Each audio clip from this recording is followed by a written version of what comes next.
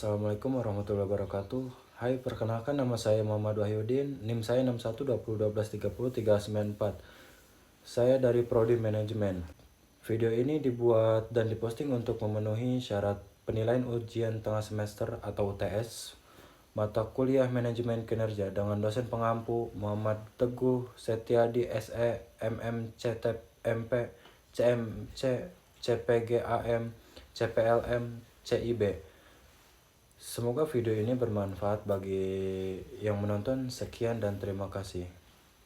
Di video ini saya akan membahas tentang manajemen kinerja dan beberapa konsep penting yang berkaitan, mulai dari pendekatan sistem dalam manajemen, perencanaan strategis, akuntabilitas kinerja, hingga faktor-faktor yang mempengaruhi produktivitas. Materi ini penting karena dalam sebuah organisasi, baik perusahaan maupun instansi pemerintah, keberhasilan sangat ditentukan oleh bagaimana kinerja dikelola dengan baik. Jadi kalau manajemen kinerja berjalan dengan baik, maka tujuan organisasi juga akan lebih mudah tercapai. Nah, dan di sini kita akan membahas 5 materi. Dan yang materi pertama itu ada manajemen kinerja. Materi yang kedua, pendekatan sistem dalam manajemen. Materi yang ketiga, perencanaan strategis. Materi yang keempat, akuntabilitas kinerja, governance. Dan materi yang kelima, ada faktor-faktor yang mempengaruhi produktivitas. Nah, dan yang terakhir itu adalah penutup. Baik, di sini kita akan membahas materi yang pertama adalah materi manajemen kinerja. Manajemen kinerja adalah proses untuk mengelola, memantau, dan meningkatkan kinerja individu maupun organisasi secara berkelanjutan. Artinya, manajemen kinerja tidak hanya fokus pada hasil akhir saja, tetapi juga memperhatikan proses kerja dan perkembangnya karyawan.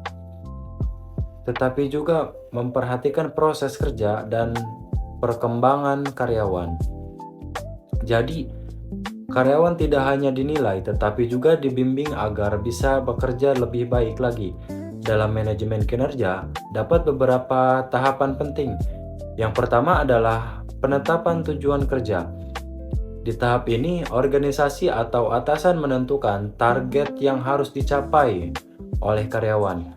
Target ini harus jelas dan terukur. Kemudian yang kedua adalah pelaksanaan pekerjaan, yaitu proses di mana karyawan menjalankan tugas sesuai dengan target yang telah ditentukan.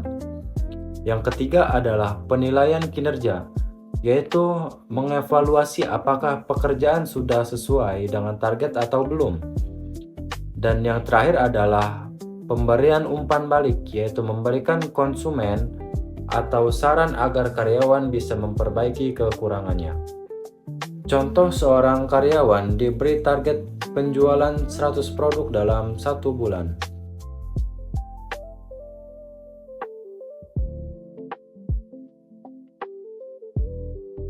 Skill atau faktor lainnya.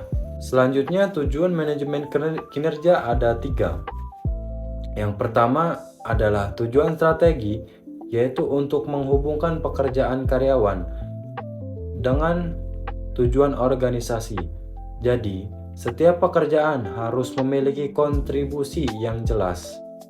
Yang kedua adalah tujuan administratif, yaitu sebagai dasar dalam pengambilan keputusan seperti kenaikan gaji, promosi, atau mutasi. Dan yang ketiga adalah tujuan pengembangan, yaitu meningkatkan kemampuan dan keterampilan karyawan agar lebih baik ke depannya. Selain itu, dalam manajemen kinerja juga terdapat kepemimpinan kinerja. Kepemimpinan kinerja adalah gaya kepemimpinan yang fokus pada hasil, tetapi juga memperhatikan proses dan motivasi tim. Pemimpin yang baik biasanya memiliki visi yang jelas, kemampuan komunikasi yang baik.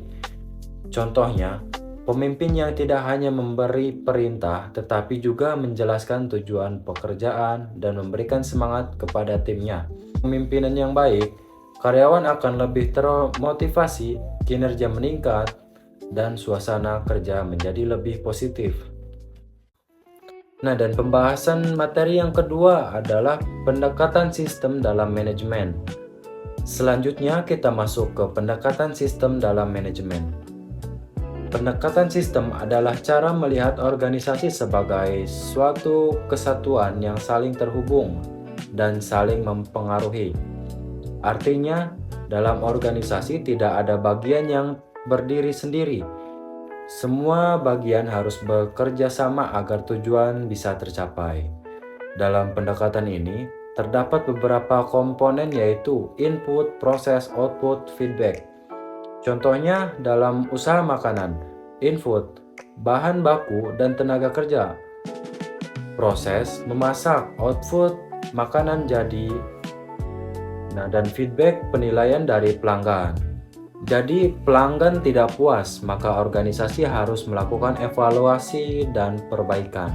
Jadi pendekatan sistem membantu organisasi untuk bekerja lebih berstruktur, meningkatkan efisiensi, memperbaiki koordinasi. Dengan begitu organisasi bisa berjalan lebih optimal. Dan selanjutnya di sini ada materi yang ketiga, perencanaan strategis.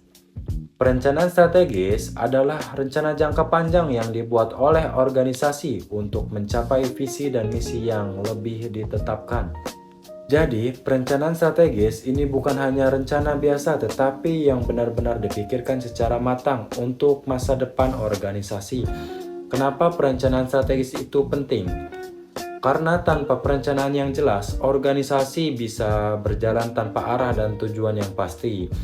Dengan adanya perencanaan strategis, organisasi bisa menentukan arah yang jelas, menyusun langkah-langkah yang tepat, dan lebih siap menghadapi perusahaan di masa depan.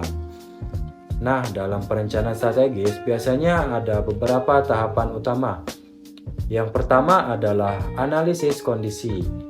Di tahap ini, organisasi melihat kondisi internal dan eksternal, biasanya menggunakan analisis seperti SWOT, yaitu strength, kekuatan, weakness, kelemahan, opportunity, peluang, threat, ancaman. Contohnya, sebuah usaha makanan melihat bahwa kekuatannya adalah rasa enak, tetapi kelemahannya promosi masih kurang. Tahap kedua adalah menentukan tujuan. Tujuan ini harus jelas, terukur, dan realistis. Misalnya meningkatkan penjualan sebesar 20% dalam 1 tahun. Tahap ketiga adalah menyusun rencana tindakan. Di sini organisasi menentukan langkah-langkah kontrak untuk mencapai tujuan tersebut. Misalnya dengan meningkatkan promosi, menambah produk, atau memperluas pasar. Selain itu, dalam perencanaan strategis juga ada konsep penting yaitu visi dan misi. Visi adalah gambaran masa depan yang ingin dicapai. Misi adalah cara atau langkah untuk mencapai visi tersebut. Contohnya, visi sebuah usaha adalah menjadi usaha makanan terbesar di daerahnya. Sedangkan misinya adalah meningkatkan kualitas produk dan pelayanan. Perencanaan strategis juga memiliki beberapa model atau pendekatan seperti balance scorecard, melihat kinerja dari berbagai aspek. OKR, menetapkan tujuan dan hasil yang terukur. Manfaat dari perencanaan strategis antara lain memberikan arah yang jelas bagi organisasi, membantu pengambilan keputusan, meningkatkan efektivitas dan efisiensi kerja, membantu organisasi beradaptasi dengan perubahan. Namun, perencanaan strategis juga memiliki beberapa keterbatasan, di antaranya yaitu membutuhkan waktu yang cukup lama, memerlukan biaya yang besar, dan terkadang kurang fleksibel jika kondisi berubah secara cepat. Contohnya, jika membuat rencana jangka panjang, tetapi tiba-tiba kondisi pasar berubah, maka strategi harus disesuaikan kembali. Oleh karena itu, perencanaan strategis harus dilakukan secara fleksibel dan terus dievaluasi agar tetap relevan dengan kondisi yang ada.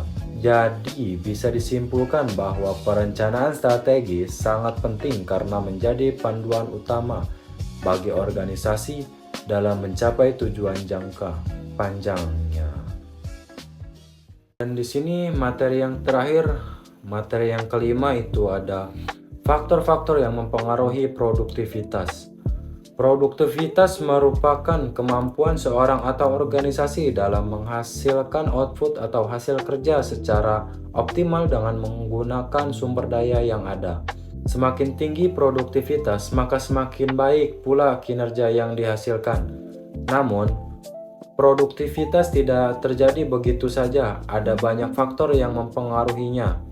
Yang pertama adalah kemampuan atau kompetensi. Kemampuan ini mencakup pengetahuan, keterampilan, dan pengalaman yang dimiliki oleh seseorang. Contohnya, karyawan yang memiliki keterampilan yang baik akan bekerja lebih cepat, hasilnya juga lebih berkualitas. Yang kedua adalah motivasi kerja. Motivasi merupakan dorongan dari dalam diri seseorang untuk bekerja dengan baik. Jika seseorang memiliki motivasi yang tinggi, maka dia akan lebih disiplin dan lebih bertanggung jawab. Contoh karyawan yang mendapatkan apresiasi untuk penghargaan biasanya akan lebih termotivasi untuk bekerja lebih baik. Yang ketiga adalah lingkungan kerja. Lingkungan kerja yang nyaman, aman, dan kondisi sangat berpengaruh terhadap produktivitas. Lingkungan kerja tidak hanya fisik seperti tempat kerja yang bersih dan rapih, tetapi juga suasana kerja, hubungan antara karyawan, dan budaya organisasi. Contohnya, jika suasana kerja harmonis, maka karyawan akan lebih nyaman dan produktif. Yang keempat adalah kepemimpinan. Seorang pemimpin memiliki peran penting dalam mengarahkan, membimbing, dan motivasi karyawan. Pemimpin yang baik mampu menciptakan suasana kerja yang positif dan mendorong karyawan untuk mencapai kinerja terbaik. Contohnya, pemimpin yang memberikan arahan yang jelas dan mendukung tim akan membuat karyawan lebih percaya diri dalam bekerja. Yang kelima adalah budaya organisasi. Budaya organisasi adalah nilai-nilai dan kebiasaan yang berlaku dalam organisasi. Jika budaya organisasi positif seperti disiplin, kerjasama, dan inovasi, maka produktivitas juga akan meningkat. Selain itu, dalam produktivitas juga terdapat dua jenis kemampuan yang sangat penting, yaitu hard skill, yaitu kemampuan teknis yang berkaitan langsung dengan pekerjaan. Soft skill, yaitu kemampuan dalam berkomunikasi, bekerja sama, dan mengelola emosi. Keduanya harus seimbang, karena jika hanya memiliki hard skill tanpa soft skill, seseorang akan sulit bekerja dalam tim. Keduanya harus seimbang, karena jika hanya memiliki hard skill tanpa soft skill, seseorang akan sulit bekerja dalam tim. Sebaliknya, jika hanya memiliki soft skill tanpa hard skill, maka pekerjaan tidak bisa dilakukan secara maksimal. Contohnya, seorang karyawan yang pintar secara teknis tetapi tidak bisa bekerja sama akan sulit berkembang dalam organisasi. Selain faktor-faktor tersebut, produktivitas juga dipengaruhi oleh faktor lain seperti sistem kerja yang jelas, fasilitas yang memadai, dan dukungan dari organisasi. Nah, dan dari 5 materi itu sudah kita bahas, dan di sini ada penutupan. Sebagai penutup dapat kita simpulkan bahwa manajemen kinerja merupakan hal yang sangat penting dalam sebuah organisasi, baik itu perusahaan maupun instansi pemerintah.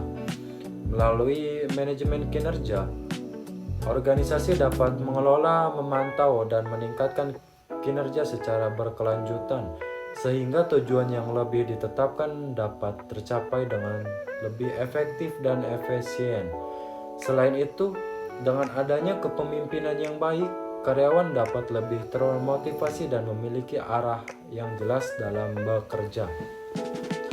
Kemudian, memulai pendekatan sistem organisasi dapat bekerja secara terintegrasi di masa setiap bagian saling terhubung dan mendukung satu sama lain. Selanjutnya, perencanaan strategis memberikan arah jangka panjang bagi organisasi sehingga dapat menghadapi perubahan dan mencapai tujuan yang diinginkan. Dalam konteks pemerintahan, akuntabilitas kinerja menjadi sangat penting karena berkaitan dengan kepercayaan masyarakat. Dengan adanya transparansi dan tanggung jawab, kinerja organisasi dapat dinilai secara objektif. Dan yang terakhir, produktivitas kerja sangat dipengaruhi oleh berbagai faktor seperti kemampuan motivasi lingkungan kerja, kepemimpinan, dan budaya organisasi.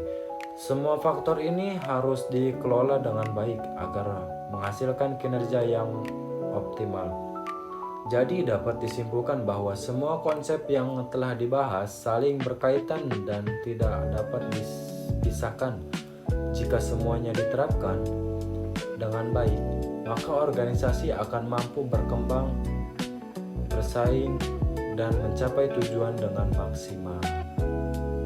Akhir kata, semoga penjelasan ini dapat menambah pemahaman kita semua mengenai pentingnya manajemen kinerja dalam sebuah organisasi. Terima kasih atas perhatiannya, semoga bermanfaat. Saya di sini Muhammad Wahyudin, izin undur diri. Wassalamualaikum warahmatullahi wabarakatuh.